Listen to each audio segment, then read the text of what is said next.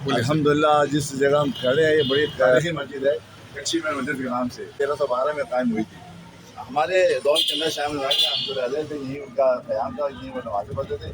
और आप ताज्जुब करेंगे मुसल्लिम और उन्होंने 40 साल से ज़्यादा मुसलसल तहज्जुद में कुरान डेली ख़त्म किया है।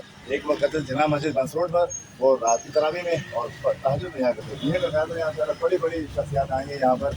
और जब वो हमारे शाह साहब माशाल्लाह जब MNA थे और फिर सेनेटर थे तो बड़े बड़ी शख्सियत यहाँ पर आती रही, इसी जगह आती रही है। यही ऑफिस था, यही सब कुछ था। और वो दरवेश आदमी थे, न यहाँ पर कोई बाहर करता न अपना था। वो अपने इसी जगह क़याम किए हुए थे, लोग यहीं आते थे मिलने। तो होता ये है कि जहाँ दरवेश होगा वहीं मिलने लोग आते हैं। ये उनकी दरवेशी का सबूत था। वरना लोग तो हमने देखा है कि बड़े बड़े उलमा जो है मिलने जाते हैं, लेकिन शाह साहब ऐसे शख्सियत थे सब यहीं आकर मिला करते थे। ये तारीखी मस्जिद इस लिहाज से भी है। और आला हज़रत रहमतुल्लाह अलैह जब आए थे मस्जिद कायम थी, बहुत मुमकिन है नमाज़ में पढ़ी हो, लेकिन क़याम उनका जब 10 साल की वहाँ उनका क़याम था।